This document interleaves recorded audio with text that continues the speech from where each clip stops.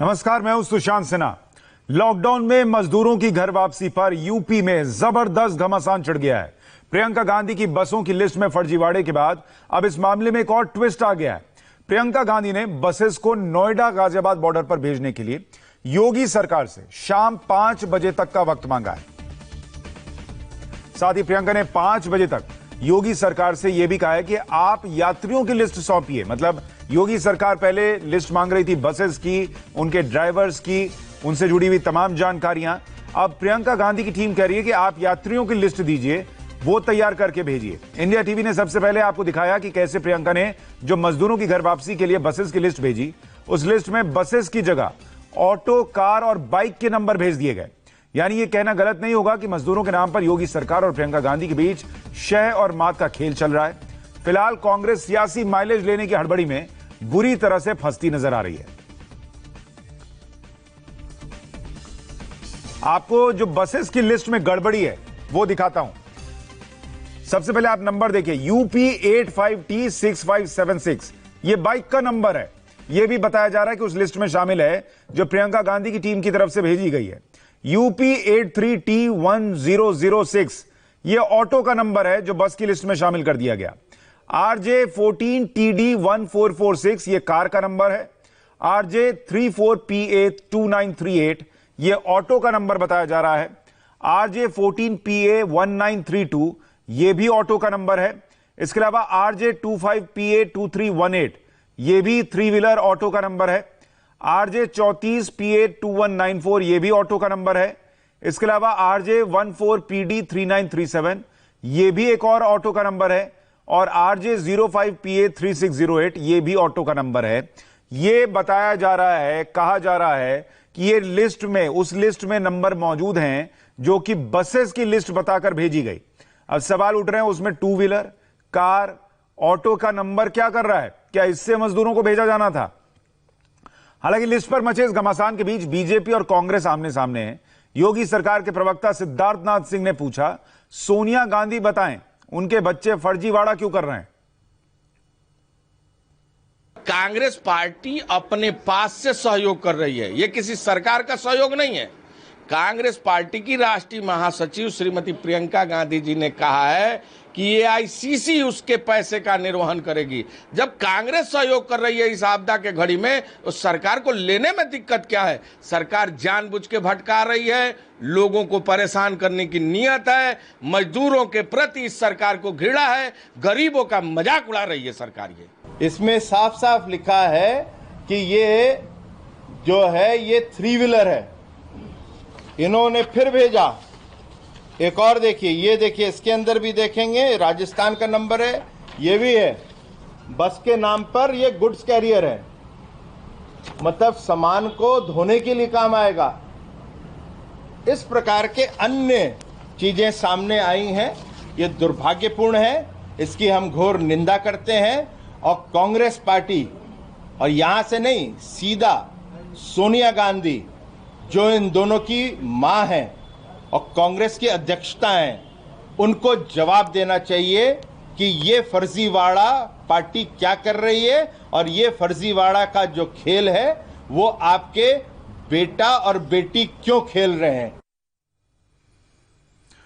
हालांकि ये आरोप प्रत्यारोप तो चल रहा है और कांग्रेस कह रही है कि योगी सरकार मजदूरों के प्रति संवेदनहीन है, इसलिए परमिशन देने में देरी कर रही है।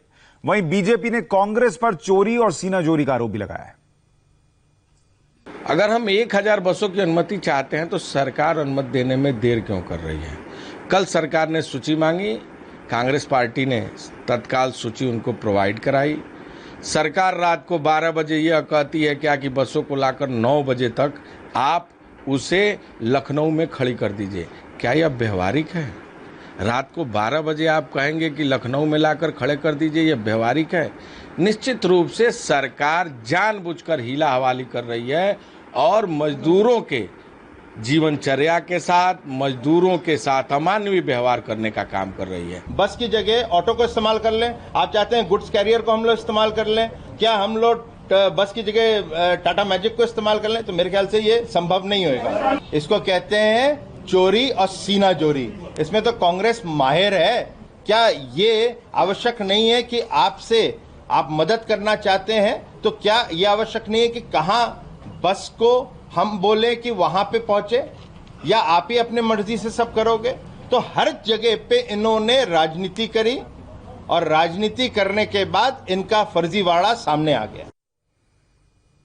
अब इस पूरे मामले में कई सवाल खड़े हो रहे हैं। पहले यह कहा गया कि प्रियंका गांधी कह रही हैं 10,000 बसेज हम भिजवाना चाहते हैं, यूपी सरकार जो है इजाजत दे।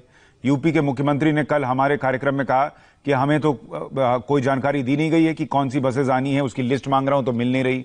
फिर वो लिस्ट सौंपी गई तो उस लिस्ट में अब कुछ न कुछ गड़बड़ी दिख रही है। उसमें 2 व्हीलर है, 3 व्हीलर के नंबर हैं। अब उस पर सवाल उठ रहा है कि बसेज जो बॉर्डर पर आई हैं उन्हें अंदर जाने की इजाजत नहीं दी जा रही है। विशाल हमारे सहयोगी हमारे साथ जुड़ गए हैं। विशाल, पहले ये बताइए, वो जो लिस्ट में गड़बड़ी की बात आ रही थी उस पर अब क्या अपडेट है?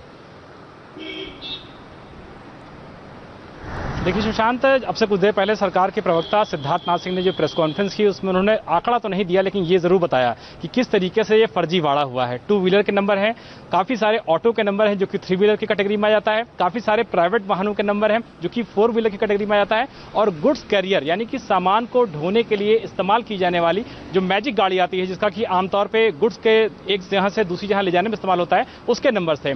तो उनका यह कहना था कि हमारी जो पूरी आरटीओ की टीम है, हमारा जो जिला प्रशासन है, हमारी जो पुलिस की टीम है, वो न सिर्फ यहां से उस चीज को कोऑर्डिनेट कर रही है, केंद्र सरकार का जो पोर्टल होता है वहां से कोऑर्डिनेट किया जा रहा है, और अब ये भी कोशिश की जा रही है कि राजस्थान से, जिस गृह राज्य से इन बसों को भेजा जा रहा है यूपी के लिए, वहां से भी कोऑर्डिनेट कर लिया जाए। तो इसमें थोड़ा सा समय और लगेगा सुशांत, लेकिन जिस तरीके से हम लोगों ने पिछले लाइव में भी ये बात की थी कि 1 घंटे में स्थिति स्पष्ट हो जाएगी, तो ये कहा जा सकता है कि अभी तक की जांच में, अभी तक के इन्वेस्टिगेशन में करीबन 12 से 14 गाड़ियां ऐसी निकली हैं जो कि दी गई थी बस के नाम पे, लेकिन एक्चुअल जब उनका रीवेरिफिकेशन कराया गया तो वो 2 व्हीलर निकलती हैं, 3 व्हीलर निकलती हैं और 4 व्हीलर निकलती हैं। विशाल, इसमें क्या सिद्धार्थनाथ सिंह ने इस पर जवाब दिया जो कांग्रेस कह रही है कि ये लिस्ट वो है ही नहीं जो उन्होंने भेजी और इन्होंने ये यूपी की सरकार ने नंबर डाल दिए हैं?